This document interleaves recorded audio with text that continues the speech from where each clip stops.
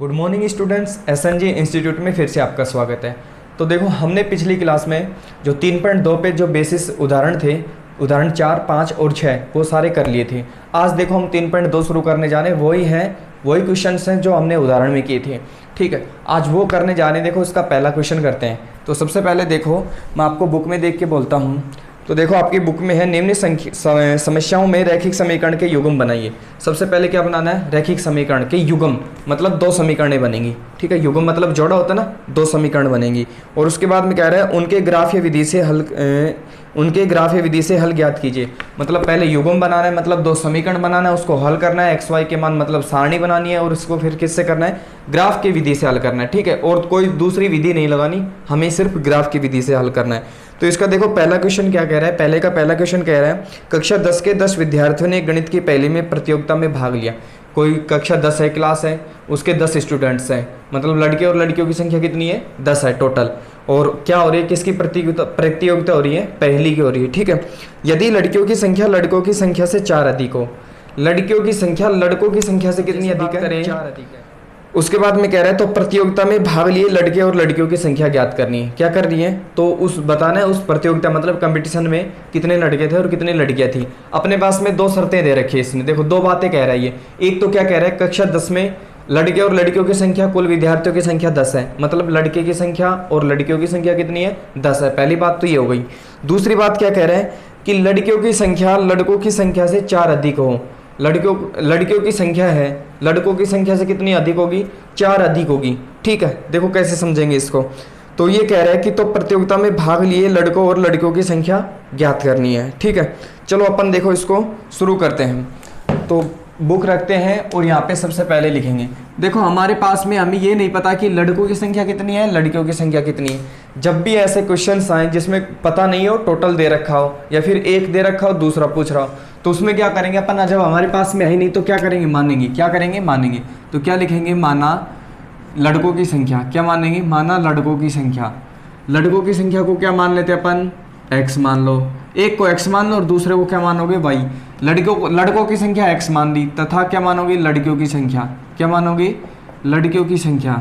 तो लड़कियों की संख्या को कितनी मानोगे? y मान लिया। कितना मान लिया? y मान लिया। लड़कों की संख्या को x मान लिया और लड़कियों की संख्या को y मान लिया। इतना हमने मान लिया। अब क्या लिखेंगे? देखो, प्रश्न जो हमारा कह रहा है, तो क्या लिखेंगे? प्रश्नानुसार। क्या लिखेंगे? प्रश्नानुसार। जो प्रश्न देखो हमारा क्या कह रहा है, पहली बात तो क्या कह रहा है? देखो, उसने क्या कहा है? कक्षा 10 के 10 विद्यार्थी। 10 विद्यार्थी मतलब लड़के और लड़कियों की संख्या कितनी है? 10 है। कितनी है? 10 है। मतलब क्या कह रहा है? x प्लस में y। x क्या है? लड़कों की संख्या। y क्या है? लड़कियों की संख्या। कितनी है? टोटल 10 संख्या है। कितने? 10 स्टूडेंट्स है। दूसरी बात क्या कह रहा है? ये तो हमारी पहली समीकरण हो गई। ठीक है, अब दूसरी बात क्या कह रहा है? अब दूसरी बात ये कह रहा है कि लड़कियों की संख्या लड़कों की संख्या से 4 अधिक हो। देखो, लड़कियों की संख्या कितनी है? y है, और लड़कों की संख्या कितनी है? x है। मैं एक बार इसको बराबर कर दूं, बराबर कर दिया।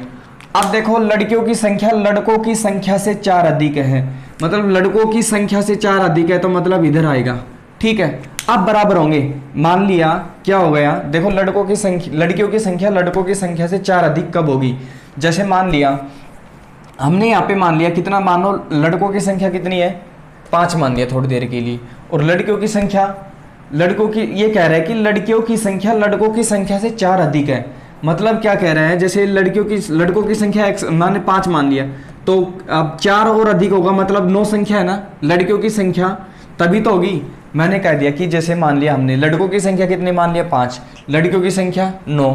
तो अब पता लग गया ना कि लड़कियों की संख्या है लड़कों की संख्या से 4 अधिक है कि नहीं। ये हमारा उदाहरण है, केवल इसके बेस पे नहीं बता रहा मैं, क्वेश्चन के बेस पे। आंसर तो अपना कुछ हो रहेगा। तो ये बता रहा हूँ, मान लिया हमने, जैसे मैंने मान लिया कि लड़कों की संख्या कितनी है? 5 है, और कहूँ कि लड़कियों की संख्या कितनी है? 9 है, तो हमें पता लग गया। यही तो कह रहा है क्वेश्चन में कि लड़कियों की संख्या लड़कों की संख्या से कितनी अधिक है? 4 अधिक है। तो है कि नहीं 4 अधिक? इतना हो गया हमारा। तो ये देखो, ये हमारी कौन सी सारणी हो गई? सारणी नंबर 2 हो गई। अब इसको क्या करना है? हल करना है, समय सारणी बनानी है, और इसको कौन सी विधि से हल करना है? ग्राफ से।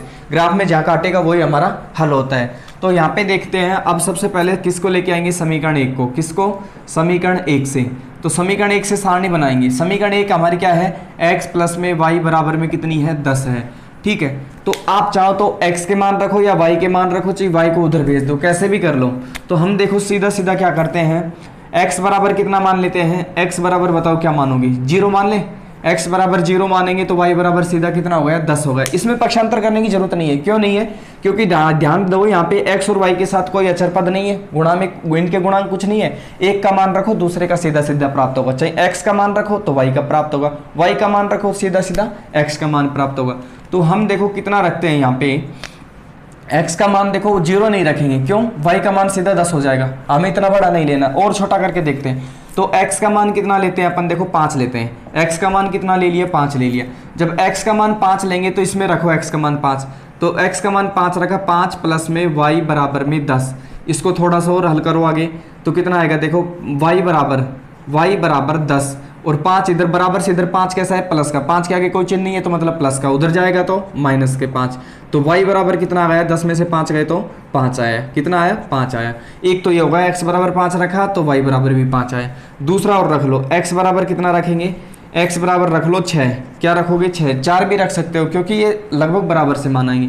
x बराबर 6 रखा तो देखो कितना, जहाँ पे x है वहाँ पे 6 रख दो, तो 6 प्लस में y बराबर में कितना 10, तो पक्षांतर करो, y बराबर में 10, 6 बराबर से इधर 6 प्लस का उधर जाएगा तो माइनस का, y बराबर कितना आया, 4 आया। सारणी बना लो, सारणी बनाएंगे, देखो सबसे पहले तो सारणी बनाया x और y, लिखते जाओ। x का मान कितना रखा, सबसे पहले देखो x का मान रखा हमने, x का मान 5 रखा, y का मान कितना प्राप्त हुआ, 5 प्राप्त हुआ।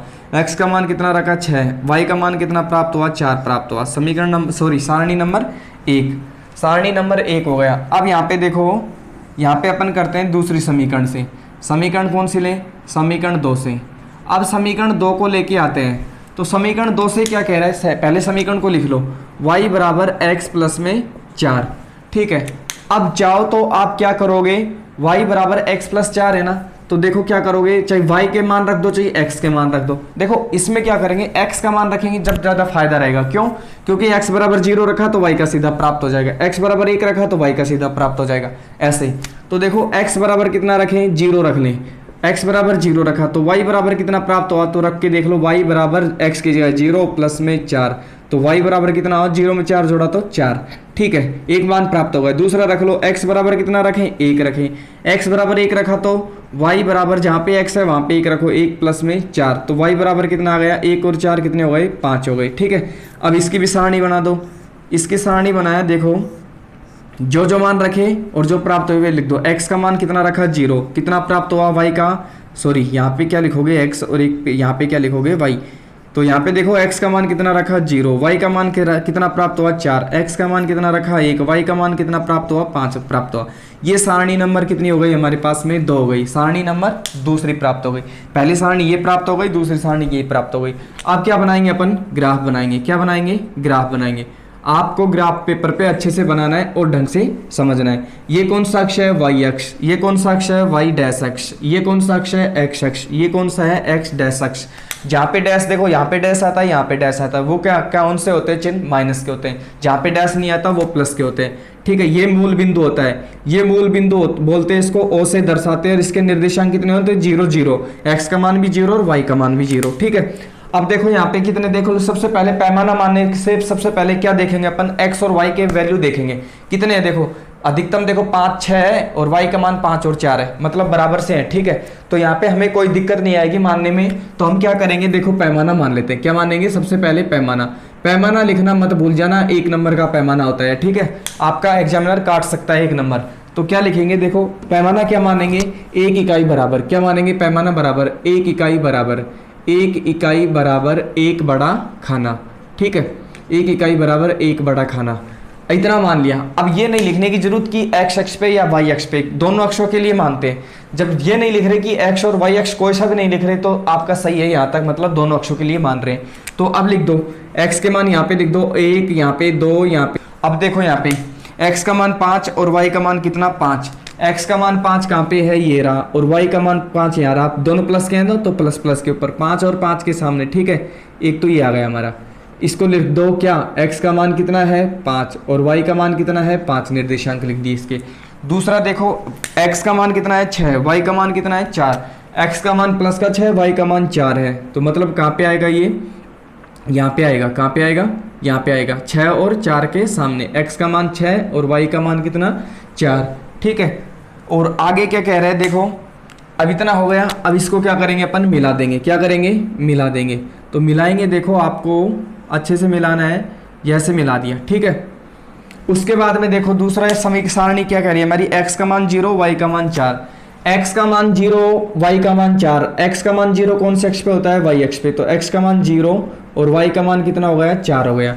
दूसरा देखो क्या कह रहा है, y का मान 4 और सॉरी x का मान 1 और y का मान 5, x का मान तो 1 तो ये हो गया और y का मान 5 कहाँ पे हो गया, ये हो गया, ठीक है। x का मान 1 और y का मान 5, यही कह रहे हैं ना, हाँ, तो ये हो गया। अब क्या करेंगे अपन, इसको मिला देंगे, क्या करेंगे, इसको मिला देंगे। तो देखो जैसे इसको मिलाएंगे तो यहाँ पे काटेगा, कहाँ पे काटेगा, यहाँ पे काटेगा। तो आपको देखना है कहाँ पे काट रहे हैं। तो देखो ऐसे बढ़ाएंगे आगे, तो सबसे पहले ये देखना है काट रहा कहाँ पे। तो देखो मेरा थोड़ा इसमें ग्राफ अच्छे से नहीं बनता बोर्ड पे, तो आपको ग्राफ पेपर में देखो कहाँ पे कटेगा। तो ये 3 के तो सामने कटेगा और कहाँ से कटेगा, लगभग 7 के बराबर कटेगा, ठीक है। तो यही आपका आंसर आएगा, चाहिए आप ग्राफ में से जब स्केल से बनाओगे ना अच्छे से, तो वहाँ पे अच्छे से काटेगा। तो यहाँ पे देखो ये किसके सामने, किस बिंदु पे काट रहे हैं, देखो x का मान तो कितना है 3 और y का मान कितना प्राप्त होगा, 7 प्राप्त होगा, कितना प्राप्त होगा, 7 प्राप्त होगा, ठीक है। तो जहाँ पे जो काटता है ना वही हमारा क्या होता है, हल होता है। तो यहाँ पे देखो इतना लिखने के बाद में अपने को क्या बताना है, लड़के और लड़कियों की संख्या बताना है। ग्राफ विधि से हमने हल कर दिया, तो क्या लिखोगे, अतः पहले तो क्या लिखोगे, अतः हल बिंदु, क्या लिखोगे, अतः हल बिंदु। जो हमारा हल बिंदु मतलब काट कहाँ पे रहा है वो बिंदु लिखो। हल बिंदु क्या है हमारा, 3 और 7, कितना है, 3 और 7। आप बता सकते हो तीनों, ये हल बिंदु जहाँ पे काट रहा है इसका मतलब क्या होता है, जो सबसे पहले किसका है ये x का मान, दूसरा किसका है y का मान। मतलब इसका क्या हुआ कि जो x का मान कितना है, x क्या माना था हमने, लड़कों की संख्या क्या माना था, x। तो क्या लिखोगे, अतः लड़कों की संख्या, लड़कों की संख्या। तो लड़कों की संख्या कितनी है बताओ, लड़कों की संख्या 3 और लड़कियों की संख्या किसको माना था, y को। तो y का मान कितना आया, लड़कियों की संख्या कितनी आई, 7 आई, कितनी आई, 7 आई। यही हमारा क्या है, आंसर है, ठीक है। तो जैसे जहां बिंदु पे काटेगा वही हमारा क्या होता है, हल होता है, ठीक है। आप चाहो तो इसको नोट कर लेते हो, कर सकते हो। मैं आपसे उम्मीद यही करता हूं कि आपको अच्छे से समझ में आया होगा। नहीं भी आपको समझ में आ रहा है तो नीचे एक बार कमेंट कर दीजिए, हम आपका रिप्लाई करेंगे, ठीक है। आपके डाउट क्लियर करूंगा, तो आप इसमें से नोट कर सकते हैं। तो देखो अब करते हैं पहले का दूसरा क्वेश्चन। पहले का दूसरा क्वेश्चन क्या कह रहा है, देखो 5 पेंसिल और 7 कलमों का मूल्य कितना है, 50 रुपए। जबकि क्या कह रहा है, 7 पेंसिल और 5 कलमों का मूल्य कुल मूल्य कितना है, 46 रुपए। तो एक पेंसिल का मूल्य और एक कलम का मूल्य ज्ञात करना है। लेकिन ध्यान रखना कौन सी विधि से ज्ञात करेंगे, ग्राफीय विधि से। ग्राफीय विधि से कैसे करेंगे, पहले समीकरण बनाएंगे, 2 समीकरण प्राप्त हो गए हमें, 2 समीकरणों से क्या बनाएंगे, सारणी बनाएंगे, एक्स वाई के मान ज्ञात करेंगे। जैसे ही सारणी बनेगी हम ग्राफ विधि से हल करेंगे। जहाँ पे जो काटेगा उसको हम एक्स और वाई का मान प्राप्त हो जाएगा। जिसको और एक्स वाई को, जिसको एक्स माना है, एक को मान लो क्या मान रहे हैं अपन, पेंसिल को एक्स मान ले या फिर वाई मान ले, और कलम को क्या माने, मान लो पेंसिल को एक्स माना है तो कलम को क्या मानोगे, वाई मानोगे, ठीक है। जहाँ पे जो काटेगा एक्स वाई का मान आएगा वही हमारा क्या होगा, पेंसिल और कलम का मूल्य होगा। तो देखो इसको हल करते हैं। सबसे पहले जो देखो हमें अगर पूछ रहे हैं ना ये कि एक्स वाई के मान मतलब पेंसिल और कलमों का मूल्य जब हमें पता ज्ञात करवाना चाहे तो मान लो उसको, तो क्या करेंगे, माना। क्या करेंगे, माना। क्या क्या है, देखो पेंसिल और कलम है ना, तो क्या लिखेंगे, माना पेंसिल का मूल्य। क्या लिखेंगे, माना पेंसिल का मूल्य, ठीक है। पेंसिल का मूल्य कितना है, x रुपए। तथा अब क्या पूछ रहा है, कलम, तो क्या लिखेंगे, माना तथा कलम का मूल्य कितना है, y रुपए मान लेते हैं, ठीक है। इतना हमने मान लिया। अब क्या कह रहे हैं, देखो पहली बात क्या कह रहे हैं, प्रश्न के अनुसार, तो यहाँ पे क्या लिखेंगे, प्रश्नानुसार, ठीक है। तो प्रश्नानुसार देखो सबसे पहले क्या कह रहा है, पहली बात ये कह रहा है हमें कि 5 पेंसिल किसको माना है, x, 5x प्लस में 7 कलम मतलब 7y बराबर कितना रुपए है, इसका 50 रुपए है। पहली बात तो समीकरण ये हो गई, ठीक है। दूसरी क्या कह रहा है प्रश्नानुसार, दूसरी बात में क्या कह रहा है हमें कि जबकि 7 पेंसिल मतलब 7 पेंसिल किसको माना है, x प्लस में और किसका, 5 कलमों का मतलब 5 कलम y बराबर कितना रुपए है, 46 रुपए है, ठीक है। और ये समीकरण नंबर कितनी हो गई, 2 गई। और पेंसिल और किसका मूल्य ज्ञात करना है, कलम का मूल्य ज्ञात करना है। तो सबसे पहले देखो सारणी, इस समीकरण से क्या बनाएंगे, सारणी बनाएंगे। तो पहले समीकरण लिया हो, क्या लिखोगे, समीकरण 1 से, समीकरण 1 से। तो समीकरण 1 क्या है हमारे पास में, 5x प्लस में 7y बराबर में कितना है, 50 है। ठीक है, अब क्या करेंगे अपन, या तो क्या करो, x का मान लेके आओ या फिर y का मान लेके आए। तो सबसे पहले क्या करेंगे, देखो हम पक्षांतर कर लें, पक्षांतर करते हैं। 5x बराबर में क्या करेंगे, बराबर में कितना है 50, और y 7y को उधर भेज रहे हैं। तो देखो 7y कैसा, इधर प्लस का, बराबर से उधर जाएगा तो माइनस का 7y। अब देखो x का मान, देखो इसको भी उधर भेजे ना, 5x के साथ में गुणांक में क्या है 5 है। तो क्या करेंगे, x बराबर में 50 माइनस 7y, और यहाँ पे गुणा में 5 है तो इधर बराबर से इधर जाएगा तो भाग में। ठीक है, इतना हमारा आ गया। अब क्या करेंगे, देखो x का मान रखेंगे, y का मान रखेंगे, x का मान प्राप्त होता जाएगा। तो यहाँ पे देखो x का मान रखेंगे और y का मान रखेंगे। तो y बराबर देखो सबसे पहले कितना रखें, y बराबर देखो हम 0 रखेंगे, कितना रखेंगे, 0 रखेंगे। y बराबर 0 रखा तो देखो 7 और 0 से गुणा किया तो 0, यहाँ पे टोटल 0 हो गया, 50 में 5 का भाग गया, कितने बार, 10 बार चला जाएगा। ठीक है, मतलब y बराबर 0 हमारा सही बैठ रहा है। तो y बराबर 0 रखा, y बराबर 0 रखा तो देखो कैसे मान आएगा, x बराबर में 50 माइनस 7y की जगह कितना 0 बटा में कितना 5। ठीक है, अब यहाँ पे देखो हल करो इसको आगे, x बराबर देखो x बराबर क्या आएगा, x बराबर में 50 माइनस 7 गुणा में 0 मतलब 0, 50 बटा में 5 बराबर कितना आया 10 पंजू 50। y बराबर 0 रखने पर x का मान कितना आ गया, 10 आ गया। अब ऐसा ही मान दूसरा देखो, अब देखो y का मान कितना रखें, 1 रखेंगे तो देखो 7 एकम 7, 50 में से 7 गए तो 43, 43 में 5 का पूरा भाग नहीं जाएगा। देखो आप चाहो तो इसमें भाग देके यहाँ पे y बराबर 1 रख के भी हल कर सकते हैं, जो पॉइंट में आएगा आपका वो आंसर गलत नहीं है। हम तो इसलिए पॉइंट में इसलिए छोड़ते हैं पॉइंट की संख्या को, क्योंकि हमें जो ग्राफ में दर्शाते हैं ना, उसको जो पॉइंट लेते हैं वहाँ पे थोड़ा गड़बड़ हो जाता है। ठीक है, वहाँ पे थोड़ा मतलब जो हमारे जो हम पॉइंट लिखते हैं वो नहीं लिख पाएंगे ढंग से। ठीक है, उसमें थोड़ी प्रॉब्लम आएगी।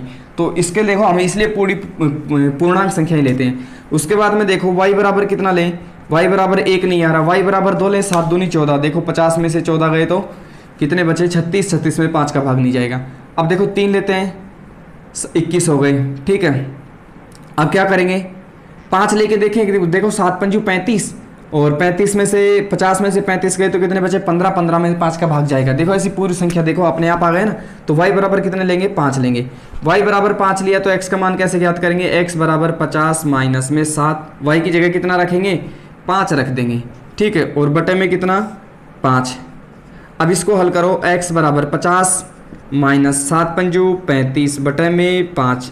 अब इसको देखो आगे, 50 में से 35 गए तो 15 बटे में 5, तो x का मान कितना आया 15। ठीक है, यहाँ पे क्या लिखोगे आप, सारणी बना लो। क्या बनाओगे, सारणी बना लो। तो सारणी बनाई हमने, देखो x और y। ठीक है, एक का मान x है, दूसरा y का मान कितना है, देखो y का मान कितना 0, तो x का मान कितना प्राप्त हुआ हमें 10 प्राप्त हुआ। और यहाँ पे देखो y का मान कितना रखा 5 रखा, तो x का मान कितना प्राप्त हुआ 3 प्राप्त हुआ। ठीक है, आप यहाँ पे ढंग से लिख लेना। आपको दिखाई दे रहा है या नहीं दे रहा ये भी नहीं पता मुझे, तो कोई बात नहीं, मैं आपको दिखा दूंगा यहाँ पे, है ना, यहाँ पे लिख दूंगा दोबारा से जब ग्राफ बनाएंगे तब। अब देखो दूसरी समीकरण लेके आते हैं, दूसरी समीकरण नंबर 2 से। समीकरण क्या लिखेंगे अब, समीकरण 2 से। देखो एक समीकरण से एक सारणी बना ली, अब दूसरी समीकरण से दूसरी सारणी बनाएंगे। तो यहाँ पे क्या है, दूसरी समीकरण क्या है हमारी, 7x प्लस में 5y बराबर में कितना है 46 है, कितना है 46 है। अब इसमें भी क्या करेंगे, पक्षांतर करेंगे, या तो x को रखो इधर या फिर y को रखो इधर। तो देखते हैं अपन, देखो किसको करते हैं, y को इधर ले लें या फिर उधर भेज देते। तो 7x बराबर देखो सारे पद को उधर भेज देते हैं, 7x को इधर रखते हैं। तो 46 माइनस में कितना आएगा 5y। अब क्या करेंगे, x बराबर 46 माइनस 5y बटे में क्या आ जाएगा 7 गुणा में तो नीचे आ जाएगा। ठीक है, तो अब देखो y का मान रखेंगे और x का मान प्राप्त होता जाएगा। तो y बराबर कितना रखें, y बराबर 0 रख के देखें।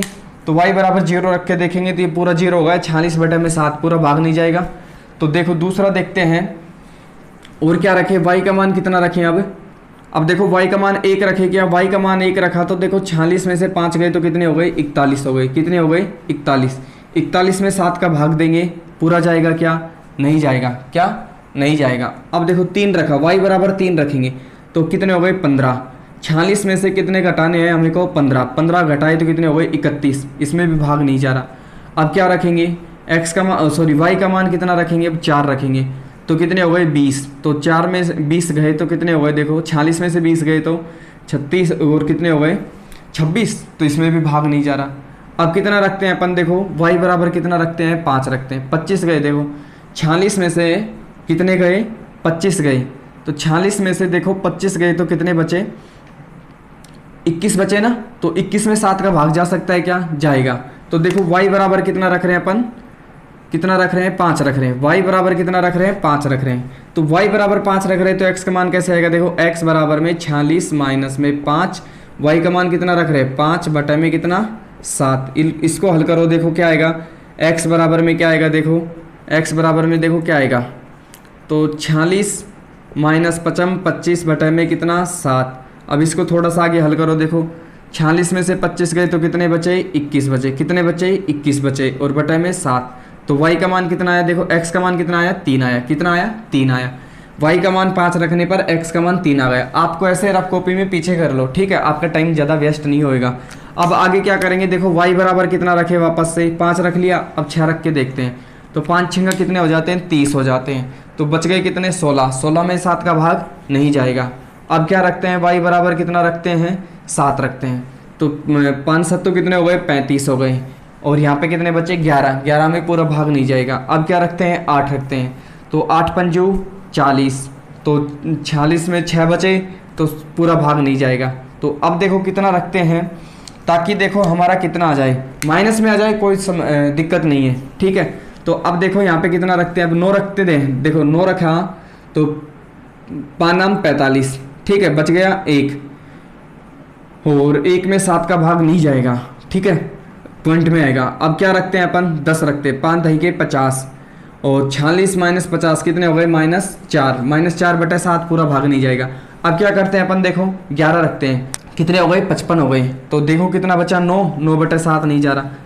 तो अब देखो ऐसे तो नहीं आएगा, लेकिन अब क्या करेंगे अपन माइनस के मान रख के देखते हैं y के, इसमें है ना, इसमें अब क्या करेंगे माइनस के मान रख के देखते हैं।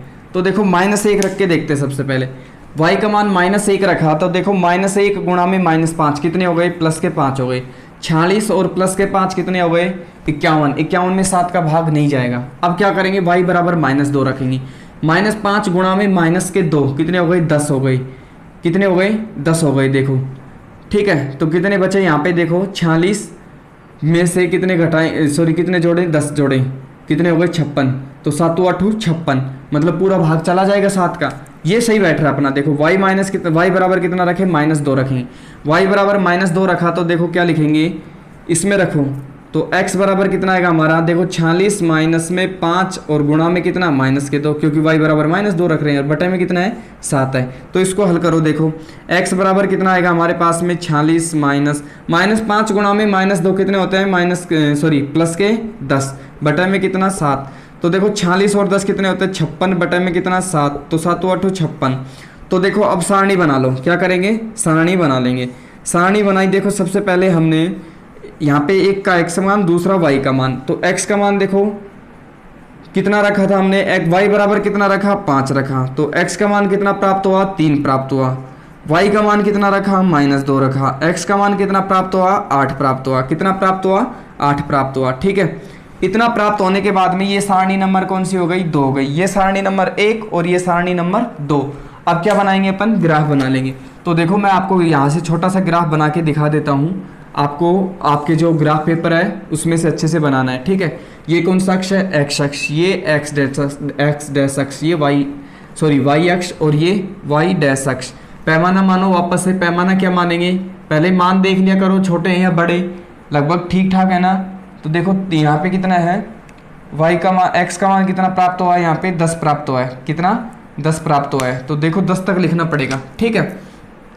तो यहाँ पे लिख लो पैमाना बराबर 1 इकाई बराबर 1 बड़ा खाना, ठीक है, लिख लेना आप पैमाना बराबर 1 इकाई बराबर 1 बड़ा खाना, ठीक है। इतना लिखने के बाद में देखो क्या करेंगे अपन, यहाँ पे क्या करेंगे लिखते जाओ। देख कितने हो गए 1 2 3 4 5 6 7 8 9 10 11, ठीक है। इतना आपको ग्राफ बनाना है। अब क्या करेंगे, सारणी से लिखेंगे। देखो x का मान 10 और y का मान 0, x का मान 10 और y का मान 0, y का मान 0 कौन से अक्ष पे होगा, x अक्ष पे, और x का मान 0 कौन से अक्ष पे होता है, y अक्ष पे। तो देखो x का मान 0 और x का मान 10 और y का मान 0, मतलब ये इसकी बात कर रहे हैं ना, इस बिंदु की। x का मान तो कितना है 10 और y का मान कितना है 0, ठीक है। दूसरा देखो x का मान 3 और y का मान 5, x का मान 3 ये प्लस का और y का मान 5, मतलब 3 के सामने और 5 के सामने, ठीक है। ये x का मान तो कितना है 3 और y का मान कितना है 5 है। अब क्या करेंगे, इसको मिला देंगे। क्या करेंगे, इसको मिला देंगे।